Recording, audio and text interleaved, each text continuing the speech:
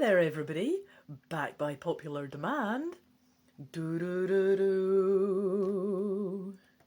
Oh, try and get that centered.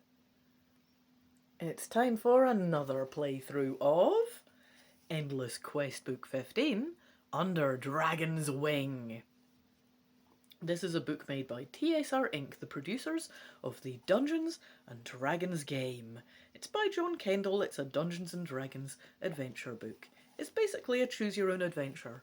And if you haven't seen my previous playthrough of this, I do recommend my previous Let's Play of this book. It gives you all of the explanation of how the book works, which isn't very long, but you also get the start of the actual adventure included, up to the first decision.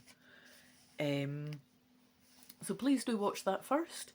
If you think you might want to see this video, you're probably going to like that one, because it's like this one, but a better version.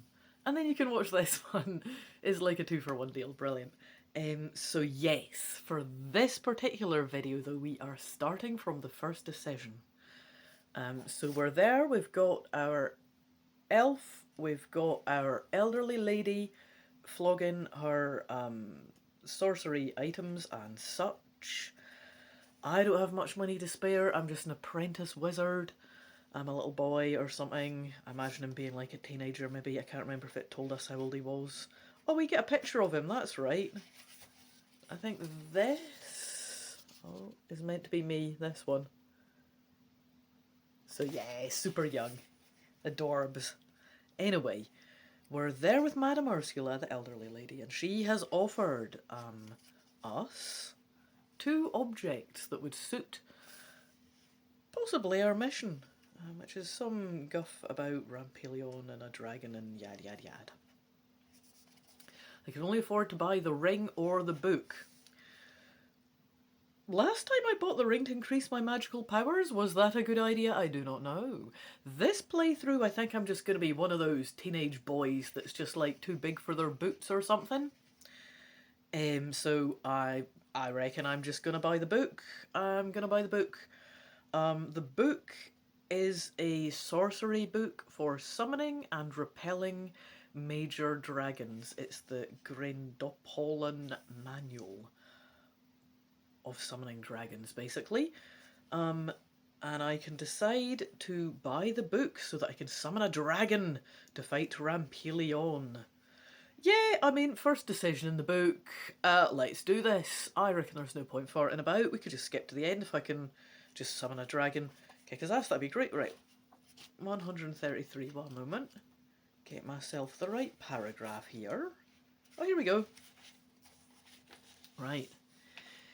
You decide that no matter how much stronger the ring might make you, with your limited knowledge of magic, it wouldn't help as much as even a few new spells.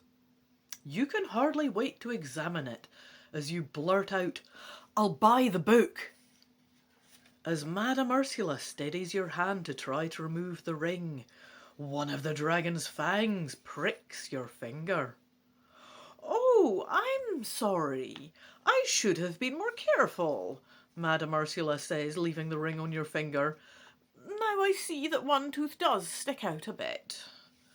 A drop of blood appears in the wound, although it doesn't hurt. "Oh, we don't want that to fester," Madame Ursula says as she examines the wound. "Come into the back room and I'll wash and bandage it for you." You glance questioningly at Rhinath, who nods her approval. As you follow the old woman, you notice several clerics in long grey robes with hoods over their heads enter the bookery. In the back room, you see even more fascinating items than in the shop. Drawings and sculptures of dragons are everywhere. On one table, you see beakers and vials that look like the equipment your sister Defal uses when she creates magic potions. You inspect everything curiously. You look down at the dragon ring still on your finger and notice an inscription under the dragon's wing. AYRSAYL.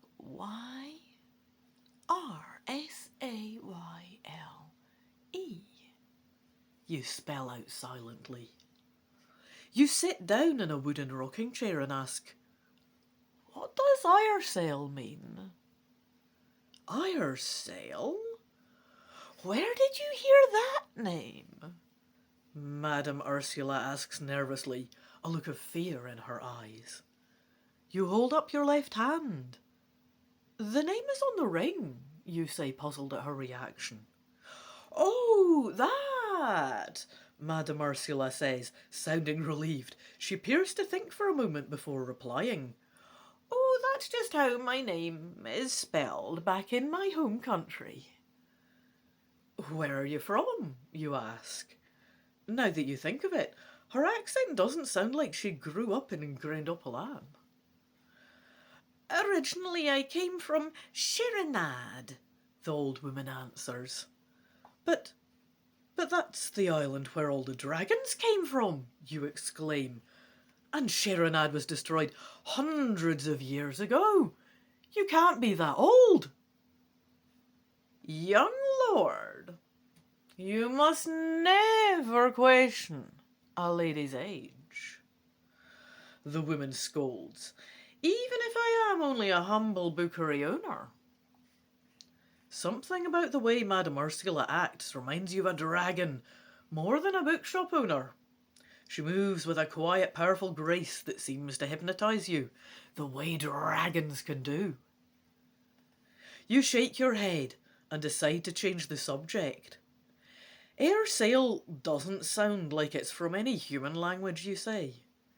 It reminds me of the few words I know from the old dragon language. Do you understand the dragon tongue? My, but you are curious, young man, Madame Ursula says. The old woman shakes her head and clucks her tongue. She washes your finger in an earthen bowl that smells like tangerines. What's that? You ask as she takes a bottle from a table of beakers, bubbling over candle flames, and carefully unstoppers it. Just a medicinal brew to help heal your wound, Madame Ursula answers.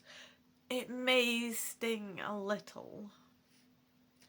You begin to feel oddly uneasy about the old woman. What if the medicinal brew is part of some magical spell that Madame Ursula is about to cast?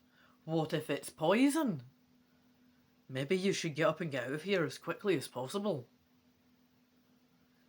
So I've got two choices. One, if I decide to leave the back room of the shop at once and rejoin Rhinath, turn to page 72. Sounds a bit candy ass. I'm being balls to the wall this playthrough. I don't think so. 2. If instead you put your fears aside and trust Madame Ursula to put the healing liquid on your finger, turn to page 83. And that is what I'm going to do.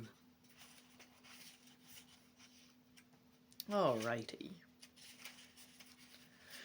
You have no proof that Madame Ursula means you any harm. If you run to Rhinath, you may only embarrass yourself and make this kindly old woman feel bad. You grit your teeth and hold out your injured finger. Madame Ursula carefully pours a small amount of the potion onto the cloth. You see a strange gleam in her eyes as she wraps the cloth around your finger. Suddenly you begin to feel a burning sensation in your finger. You begin to feel dizzy, and you try to call out to Rhinath, but your mouth feels like it's full of cotton and no sound comes out. Unable to move, you hear Madame Ursula say, am I about to die again? Let's see. You hear Madame Ursula say, you will suit my purposes well, young prince. Now I shall finally succeed in conquering Grindelwald with your help. And suddenly everything goes black. You awake, not knowing how much time has passed, with your cheek on a cold stone floor. Rising slowly to your feet, you peer through a small barred window and discover you are in a high tower of a large castle. Beyond the outside castle walls, Harsh sand bakes under a searing sun. A single stone pinnacle splits the desert sky. From stories you've heard, you know you must be in Zor, the land of your country's invaders. Glancing down, you figure the room you're in is at least 200 feet above the ground. Your tower cell has only one door, which is bolted and locked. You clutch nervously at your dragon ring. If only I could fly, you say bitterly. That can be arranged, a small voice replies. You look down at your ring to see the tiny dragon moving its head and looking up at you. You feel dizzy once more and you shake your head to clear it. I must be dreaming, you say, or that magical potion Madame Ursula put on my finger is making me imagine things. Rings don't talk. But dragons do, the ring says clearly. We are victims of a common enemy, young prince, the evil Rampelion. Questions leap to your mind faster than you can voice them. Do you mean Madame Ursula is in league with Rampelion? Who are you? And how is it you can speak? Patience, Trion, and you will know everything, the dragon interrupts. First, Madame Ursula is Rampelion, and I am Arcel, guardian of the magic portals of Grand Opalan before I was imprisoned inside this ring. So you are really a dragon, you say, the truth finally sinking in. How did Madame Ursula, Rampelion, trap you? 300 years ago, I was the guardian of the magic portals of Grand Opalan, Arcel says. As you may know, the magic portal is a magic way of getting somewhere else, or sometime else, very quickly, even hundreds of miles away in minutes. Only the guardian of the portals may use them, except that, using very advanced sorcery, a wizard of royal blood could also use the portals in the same way. Rampelion imprisoned me in the ring so he could use the magic portals for his own evil purposes, the tiny dragon explains.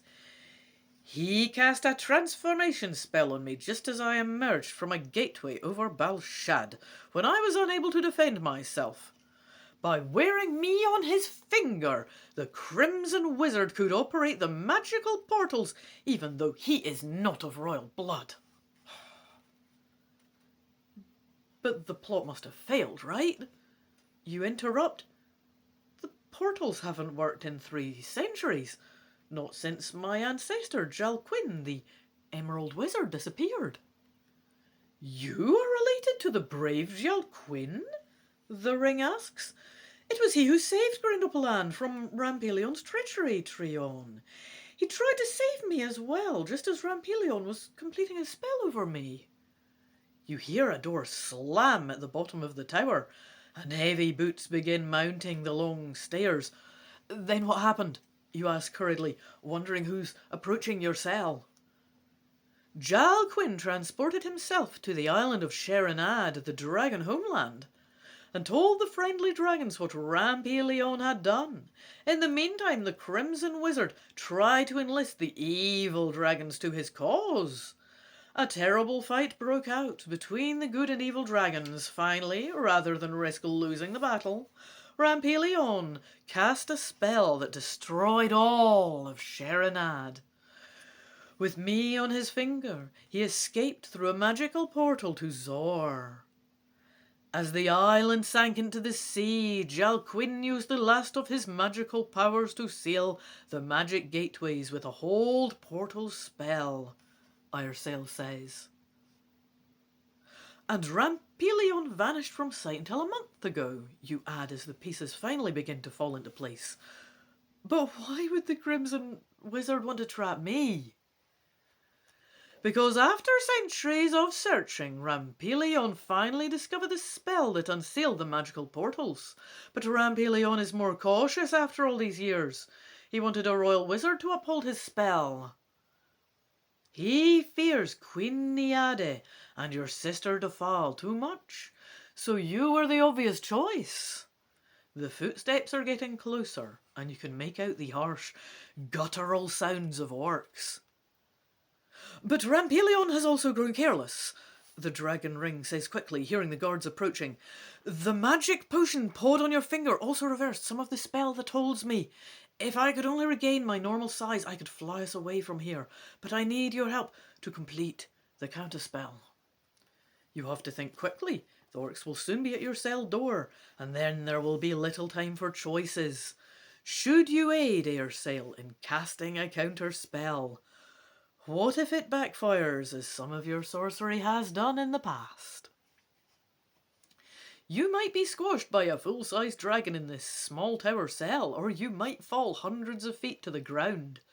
Maybe Rhinath has learned what happened and has already launched a rescue party, you think desperately, searching your mind for some measure of hope. Well, I'm hearing boots coming up them steps and hashtag YOLO, but let's hear these two choices. Number 1. If you decide to wait in the hope of being rescued, turn to page 26. 2. If you choose to cast a counterspell to change Airsail to her full size, choose page 105. And that's what I'm going to do, obviously. Sit on my tushy, wait to be rescued, I don't think so. Okay. You're my only chance to escape, you say to the dragon ring. I can't be in much more trouble than I am now. You must combine your magical powers with mine to make the spell powerful enough, Airsail tells you. You finish tracing the words of the spell in the dust of the tower floor, just as you hear the orcs unlock the prison cell. Signalling the tiny dragon, you chant in unison. Let Rampelion's magic now rescind. No longer trap this dragon ring. We break the curse, now float the wind, and take us under dragon's wing. You feel a tingling in your ring finger, then a steady pulsing that grows more powerful by the second. Finally, the tiny dragon that is Airsail raises his... Oh, it's a boy dragon. He has a beautiful voice. Oh well. Airsail raises his wings and flies right off your finger. You take a wooden bench from the floor of your cell and barricade the door to try to keep out the guards. The guards push through the barricade and enter the cell. One orc slashes at you with a curved scimitar, while the other advances towards you with a menacing battle axe. You risk a quick glance back at Airsail to see that the dragon is growing at a fantastic rate. Quickly you duck between her legs to avoid being crushed. The amazed orcs retreat down the stairs as Airsail's growing body bursts open the top of your cell. Suddenly the floor gives way beneath your feet, and you fall helplessly towards the bottom floor far below. Yeah, we get a picture of this. Let's see if I can get a picture of me plummeting down there. Through a big old hole in the floor.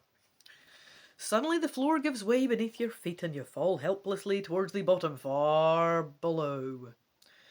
Gigantic blocks of stone hurtle down around you, and you scream in terror as you plunge earthward. Airsail's great bulk has destroyed the tower and taken you along with it. All at once you feel powerful claws grab you in midair. Airsail, her golden scales gleaming, holds you safely in her grip. You watch the fragments of the tower crashing down to the castle floor below, sending startled orcs and humans stumbling in confusion. You have freed me from the curse of the ring. I am greatly in your debt. The huge dragon booms. How may I help you in return, Treon? Oh, you've gotten off to an awfully good start just now by saving me from certain death, you say. But if you can, help me to return to Trigedium to find Rhinath. She'll know how best to use your power. No sooner said than done, Treon.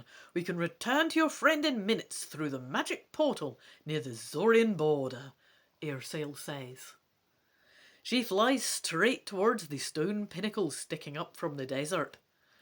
When it seems as if you surely must crash into it, you simply disappear into thin air. After several moments of terrifying nothingness, you suddenly reappear high in the air, directly over Trigedium. You land on the outskirts of the city and hurry through the streets as the golden dragon crisscrosses in the air above you. Stopping at the inn of the Rising Phoenix, you recruit a group of royal soldiers and lead them to Madame Ursula's bookery. Bursting into the bookshop with swords held ready, the warriors find only Rhinath tied up in the back room. What happened? You ask the elf, checking your tutor for injuries as you quickly untie her. When I came back here to check on you, 2 orcs knocked me out, Rhinath says, rubbing her head. I was alone and tied up when I came to. Where did you go? I wound up in Zor, you say. How did you get there? By magic portal, I suspect, you answer. At least that's how I got back here. Rhinath's face looks blank. Quickly you explain about Madame Ursula's true identity and your summoning of Airsail. After you finish telling your story, you search the bookery for the Manual of Sorcery and discover it on the counter where you left it. Unless you miss your guess, it could prove to be very handy. You stuff the Manual of Sorcery into your shoulder pouch and leave the bookery to rejoin Airsail at the edge of town. Rhinath watches in awe as Airsail lands in front of you in a field by the road. You introduce the elf and the dragon to each other and explain to Airsail what happened at the bookshop. And there was no sign of the Crimson Wizard. Airsail sighs, disappointed. Then once more he has escaped my revenge. After all these years. You'll get your chance if I have anything to do about it, you say determinedly. You can help us track down the Crimson Wizard. As I see it, he's probably in one of 2 places. He might be with his army of lava warriors, preparing to attack our capital, Balshad. Or he might have gone to the Zorian front to lead his army of orcs and human mercenaries against the royal army. Flames roar from Airsail's mouth, and her eyes gleam fiercely. Climb up on my back, both of you. We have a score to settle with that evil wizard. Where shall I take you, Treon? Got 2 choices. 1. If you think Rampelion joined his lava warriors at Balshad, turn to page 79. Suppose he might have. If you think the Crimson Wizard went to the Zorian battlefront, though, I'm going to turn to page 52. Can't really tell which it would be. I'm not getting the scoop on this. So army of lava warriors attacking the capital, or at the Zorian front leading his army of orcs and human mercenaries. I figure at the Zorian front, you've got an army. They stop them at least. I realise this doesn't make sense because is it one of the 2? It's no really a Schrodinger's choice. But you know, if he's going to go to the capital, they're probably fairly defenseless compared to the Zorian battlefront. And again, I know it's no really it's not like he's at both of them, you know what I mean? But like, I'm not even sure the Zorian Battlefront needs my help, you know what I mean? They're pretty badass. I'm just a rubbish wee kid. I'm going to go to Bal Shad because I think he might have joined his lava warriors and I don't want him attacking the capital. I'm not sure I'm going to be able to help an entire royal army if that's the scene. So page 79 or chapter, right. We must go to Bal Shad, you decide. Rampelion is sure to strike at the... Oh, 1 second, in fact. I'll have a wee drink of my tea first. Getting a wee dry mouth.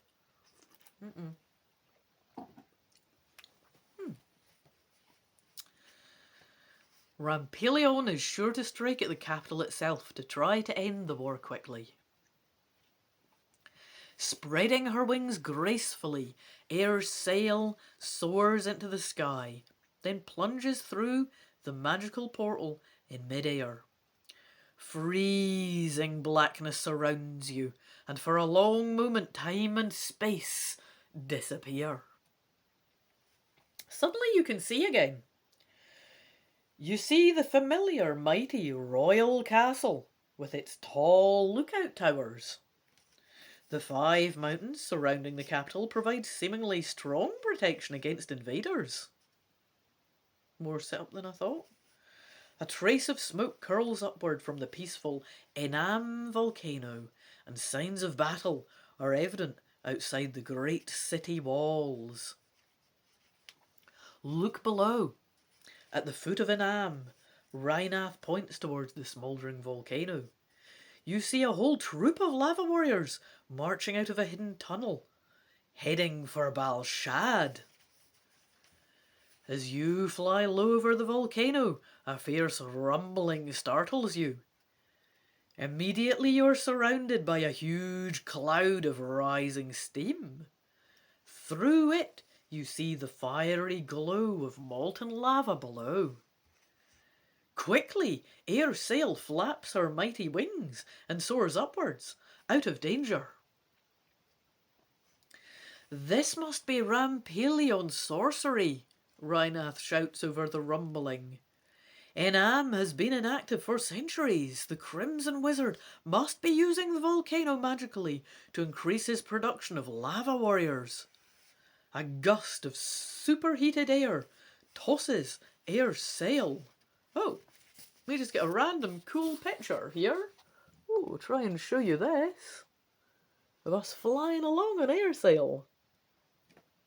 And the royal castle in the background. A beautiful double spray there. Lovely. Yeah, sorry about the wonky lighting and the wonky everything.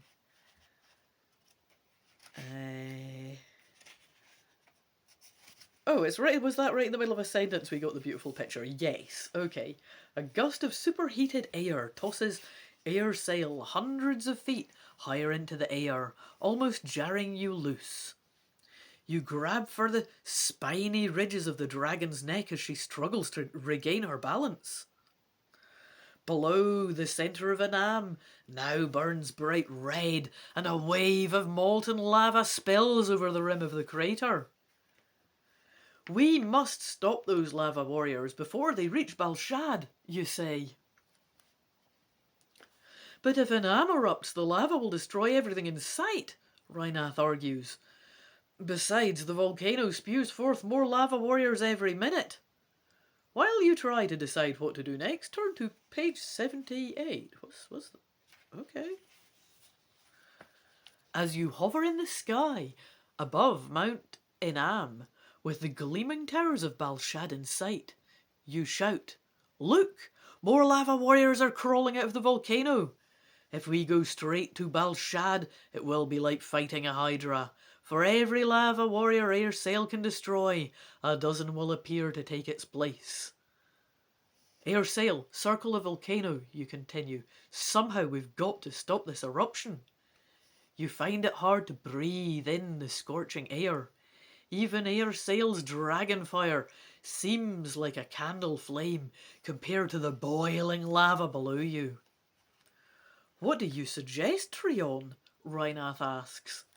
As you mull over the alternatives, something catches your eye below. Look! There's a human close to the edge of an am. It must be Rampelion, and it looks like he's weaving a spell of some sort, Rhinath shouts. Rhinath, we've got to act now. I could try to use magic to stop Inam's eruption. You hesitate while you think carefully. Or I might be able to force Rampelion to stop it. Two choices. One, if you choose to try sorcery to stop the volcano's eruption. Turn to page 127. Two, if you decide to try to make Rampelion himself stop the eruption. Turn to page 45. Ooh, interesting choice. Which I think is the most challenging magic? Earth manipulation on a grand scale, though. That's pretty hefty earth magic to stop a whole volcano. Or mind control, which seems like more advanced magic. And Rampelion is kind of tough. I don't know. I'm going to try and use sorcery to stop the volcano's eruption. I think elemental magic is a lot more basic than mind control, and it's never going to work on Rampelion. He's going to have hexes up or something to stop it. So I'm going to try and stop the eruption. Alright. Have a wee sippy sip of my drink first. Delicious. Okay. I don't think I have enough experience to face a master wizard like Rampelion. Even with Airsail on our side, you admit to Rhinath, I'm still only an apprentice. That's the first good sense you've shown, the elf agrees. But how will you stop this supernatural eruption? You glance around you. The air is so thick with cinders and swirling ashes that your eyes water. Blinking rapidly, you flip through the pages of the Dragon Manual, trying to read through your tears. I may have found something, you say excitedly. The spell is actually designed to stop dragonfire, though, so I'll have to adjust the wording. You'd better hurry, Rhinath cautions. I think Rampelion is up to something. Not knowing what might happen if the spell doesn't work, you chant. Let ancient fires flow no more, and magic seal the fiery door. Suddenly you feel the air begin to cool. The cone of the volcano below slowly turns from fiery red to pink, then to the normal colour of rock. The lava warriors, their magical energy source gone, slowly freeze in place like stone monuments. Begone, Rampelion, Airsail thunders. Your army exists no more. Leave while you still can. I will leave, dragon, Rampelion snarls, but I will return. And with a puff of brilliant red smoke, the Crimson Wizard disappears. I'm afraid you will have to face him in the future, Treon, Airsail says. But by then, I should be an experienced royal wizard, you reply. For the time being, at least, the kingdom is safe. The end.